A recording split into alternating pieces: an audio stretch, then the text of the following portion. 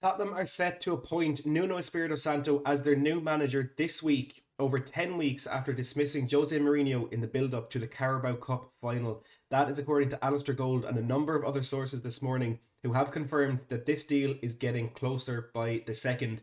Before we get into all of those reports and any update you might need to know on this managerial hunt, make sure to hit the subscribe button down below if you want to be kept up to date with the Tottenham Hotspur Transfer Talk series coming back this summer, plus a video with Dave as a parody from Talking Wolves tomorrow, telling you everything you need to know about Tottenham's seemingly imminent new head coach.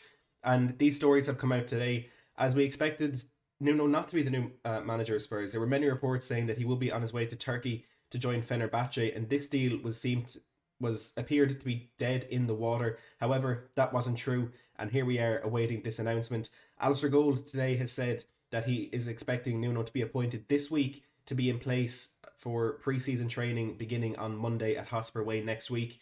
He's also said that there's an agreement between Nuno and Paratici and Daniel Levy that Nuno's style of play at Tottenham will tick those attacking, free-flowing football boxes that Daniel Levy outlined in his end-of-season message to the Spurs fans, but we will also, of course, aim to strengthen the defence and remain solid at the back. So some encouraging stuff there coming from Alistair Gold. We quickly run through all the other reports before we dive a bit deeper into that one. As you can see below me, the main stories down there. Fabrizio Romano has tweeted in the last couple of seconds as I'm recording this that Tottenham are now finalising the finer details of this contract to try and appoint Nuno. And he said Nuno is open to consider the Spurs job, and I'd hope if we've gone this far that he certainly would accept that one. Reports from less reliable sources, AS, say that Nuno Espirito Santo is one step away from becoming the Spurs manager, while Nicola Shira, who I personally never trust as a source, has said that Nuno has already signed that 3-year contract. The Telegraph Football have gone a bit less than that, and they've said that Tottenham have agreed a deal in principle to appoint Nuno in the coming days. So hopefully, as much as this appointment is an underwhelming one, I think it's just one that we need to get done to finally put an end to this absolute shambles of a managerial hunt that Spurs have put together over the last 72 days, and finally just get a man in and get someone working on pre-season and with Fabio Paratici to get the deals done in the transfer window. Speaking of transfers, there are a few more reports this morning. Calcio Mercato are reporting that Paratici is working to bring Milan Skriniar to Spurs. However, that's one we need to take with a massive pinch of salt, and one that I won't be talking about on this channel until there is something more reliable or something more concrete on that one. But it seems as though now we need to turn our attention to Tottenham under Nuno Espirito Santo. Not a case of will they do it, how do we stop it, why would they do this. It is looking increasingly likely by the second that Nuno will be the next manager of Spurs, and I know that could turn out to be famous last words as a Spurs fan, especially in this situation that we find ourselves. But I think this is finally one that we can take for real and look towards Nuno taking charge next Monday for pre-season. It's not the appointment that we wanted. It's not the appointment that we had been promised with these media reports, and it's certainly not an appointment that would fill us with a lot of excitement. And I think I said that around the whole time with the Pochettino Conte debacle, that if it's not them, we're going to end up with a manager that we can accept rather than one that can get us excited.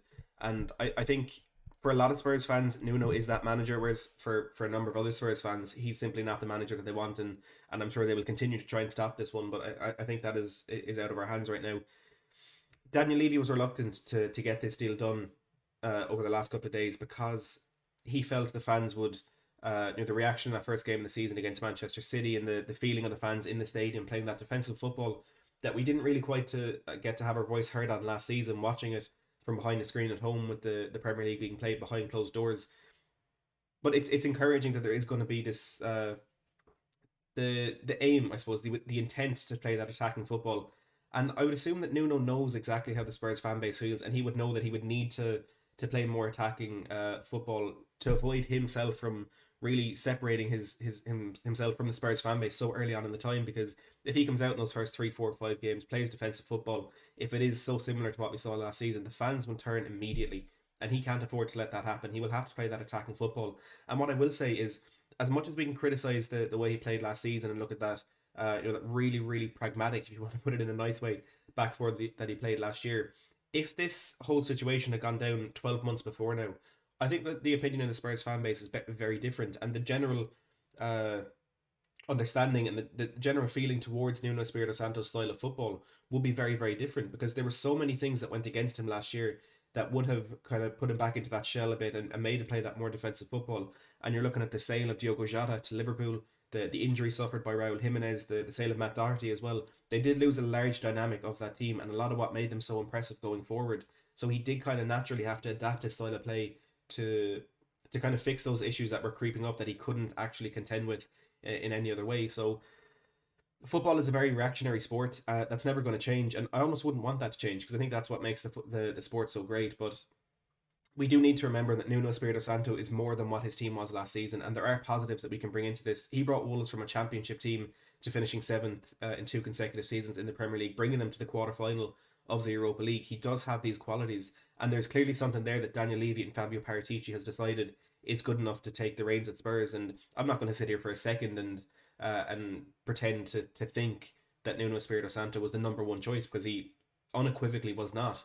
But he is a choice nonetheless, and one that these men in charge of our club have decided to go with. They're not ones that we exactly trust, but we've no choice now but to put our faith in this appointment. And like I said, I wouldn't have chosen this appointment. Even now, I would maybe prefer to go to other candidates if it hadn't been over 10 weeks and we just want this to end. I do think there are other candidates out there who may be better options, but that's not going to stop me from 100% backing Nuno when he takes the reins, whenever this official announcement is made. He is going to be the manager of Spurs. He is the man who wants to bring success to this club. As much as we want Spurs to be successful, we need to put our backing in him. He has done nothing to Spurs fans or to the club or to our players that would turn us against him, that would make us not want him to be successful. He is the manager of Spurs, or he will be the manager of Spurs. We need to back him, and I can say confidently he 100% has my backing, and I look forward to what his time at Spurs may bring. Let me know your thoughts in the comments below, what you think on this imminent appointment. And again, I know it's potentially famous last words, but this one does look like a done deal, and it does look as though Santo will be the new manager of Spurs. So let me know your thoughts in the comments down below.